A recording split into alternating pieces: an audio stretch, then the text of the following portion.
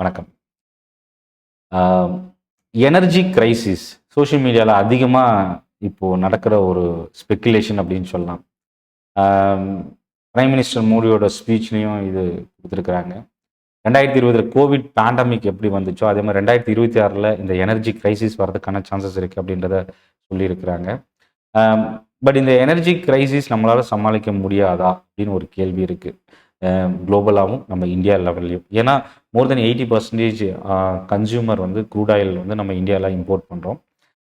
Price increase ஆகிறது நமக்கு ஒன்றும் புதுசு இல்லை. ஏன்னா ஏற்கனவே $130-140 க்ரூட் ஆயில் ப்ரைஸ் இன்க்ரீஸ் ஆகிருக்குது. ஒரு கிரிட்டிக்கலான சுச்சுவேஷன் நம்ம மேனேஜ் பண்ணியிருக்கிறோம். பட் இந்த முறை ப்ரைஸ் இன்க்ரீஸ் ஆகிறது, அதாவது இதுக்கு முன்னாடி ஆகாத அளவுக்கு இன்க்ரீஸ் ஆகிருக்கு அப்படின்னு நம்ம சொல்ல முடியாது. $60-65 இப்போ $105-110 கிட்ட டர்ன் ஆகிருக்கு. பட் இதை நம்மளால் சமாளிக்க முடியும்னு ஒரு பக்கம் சொல்லிக்கிட்டாலும் இன்னொரு பிரச்சனை என்ன அப்படின்னா எனர்ஜி ஷார்ட்டேஜ் தான் இப்போதைக்கு நமக்கு மெயின் பிரச்சனையாக இருக்குது.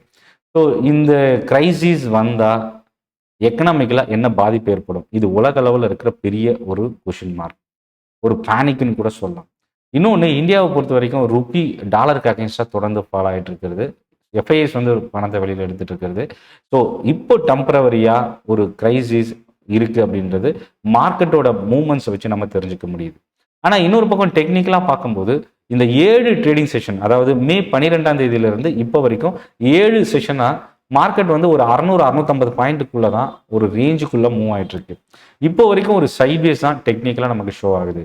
24,000 உடைச்சா மட்டும்தான் மார்க்கெட்டில் முக்கியமாக நிஃப்டியில் ஸ்ட்ரென்தன் கிடைக்க வாய்ப்பு இருக்குது. ஆனால் அதே மாதிரி இன்னொரு பக்கம் 23,000க்கு கீழே க்ளோஸ் ஆனால் இந்த வீக்னஸ் இன்னும் அதிகமாகிறதுக்கான சான்சஸ் இருக்குது. இதுதான் டெக்னிக்கலாக நம்ம பார்க்க முடியுது. ஸோ மே 20 புதன்கிழமை இன்னைக்கு மார்க்கெட்டில் நடந்த சுவாரஸ்யமான விஷயங்களை ஒன் பை ஒன்னாக பார்க்க போகிறோம்.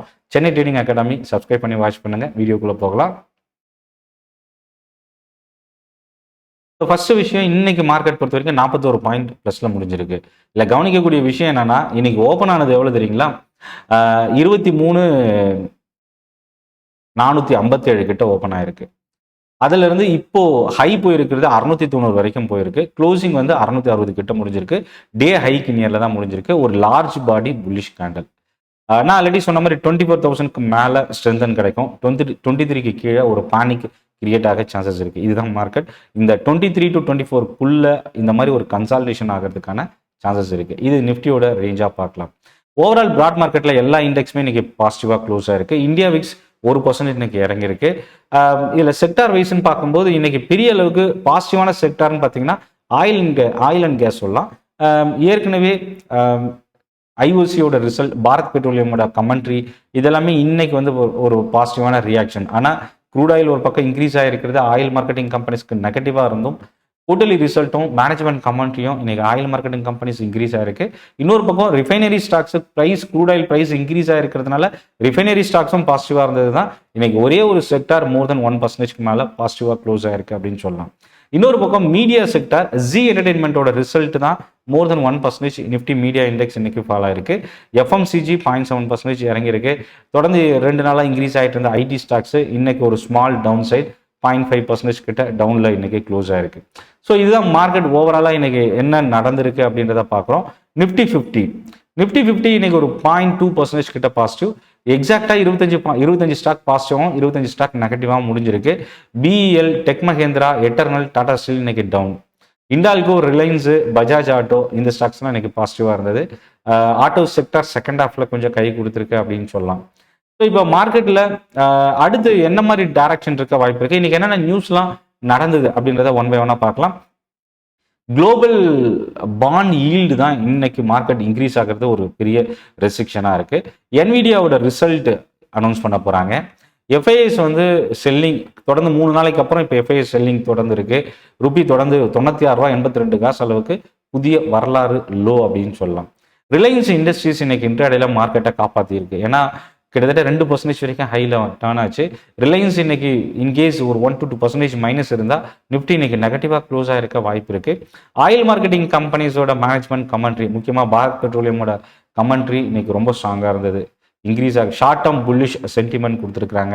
ஹிண்டால்கோவோட குரூப்ல இருக்கிற நாவலிஸோட ரிசல்ட் இம்பாக்ட், ஹிண்டால்கோ இன்னைக்கு 3 to 4% பாசிட்டிவாக இருந்தது. இன்னைக்கு டிஃபென்ஸ், ஷிப்பிங் கம்பெனிஸ்ல செல்லிங் ப்ரெஷர் இருந்தது. பிஇஎல் நியர்லி 2% கிட்ட இறங்கியிருக்கு. குவார்டர்லி ரிசல்ட் அனௌன்ஸ் பண்ண பிஐ இண்டஸ்ட்ரீஸ் இன்னைக்கு 7% கிட்ட ஃபால் ஆயிருக்கு. BLS quarterly result plus management commentary 2% positive. Karnataka பேங்கோட ரிசல்ட் இன்னைக்கு 6% கிட்ட இன்க்ரீஸ் ஆயிருக்கு. கோதாவரி பவர் 4% இன்னைக்கு ரிசல்ட்னால ரைஸ் ஆயிருக்கு. இதுல ரொம்ப ஃபார்மால வந்து 2 ஸ்டாக் நம்ம சொல்லலாம். ஒன்று Zydus life science, mankind pharma. இந்த 2 ஸ்டாக்ஸும் ஆவரேஜ் வால்யூமை தாண்டி அதிகமான வால்யூம். மேன்கைண்ட் ஃபார்மா 3% இன்னைக்கு கூட்டலி ரிசல்ட். அதே போல இன்னைக்கு மார்க்கெட் ஹவர்ஸ்ல 2 ஸ்டாக் இன்னைக்கு ரிசல்ட். ஒன்று மதர்சன், சம்மர்தன மதர்சன், இன்னொன்று கிராஸ். இந்த 2 ஸ்டாக்கும் நம்ம நாளைக்கு வாட்ச் பண்ணலாம். மதர்சன் 3% இன்னைக்கு பாசிட்டிவ். இன்னொரு ஸ்டாக் பார்த்தீங்கன்னா டாடா கம்யூனிகேஷன் 7% இன்க்ரீஸ் ஆயிருக்கு. சிஇஓ அப்பாயிண்ட் பண்ணியிருக்கிறது ஒரு positive. CE info system quarterly ரிசல்ட்னால இன்னைக்கு 6% ஃபால் ஆயிருக்கு. டெக்ஸ்டைல் டிமாண்ட் குறைஞ்சிருக்கிறது. ட்ரைடண்டோட குவார்டர்லி ரிசல்ட்ல நம்ம பார்க்க முடிஞ்சது. இப்போ நாளைக்கு என்னென்ன வாட்ச் லிஸ்ட்? பாரதி ஏர்டெல் நம்ம கவனிக்கலாம். எலக்ட்ரிக் வெஹிக்கிள் நம்ம வாட்ச் பண்ணலாம். ஏடிஎஃப் பைப்லைன் அப்ரூவல், எம்ஆர்பிஎல் நம்ம கவனிக்கலாம். இந்த ஸ்டாக்ஸ்லாம் இப்போ வரப்போற அடுத்தடுத்த செஷனுக்கு நம்ம வாட்ச் பண்ணலாம். இல்லை இன்னொரு விஷயம், யூஎஸ் லைவ் ஃபியூச்சர் ஒரு ஸ்லைட் பாசிட்டிவ் ட்ரெண்ட்ல இருக்கு.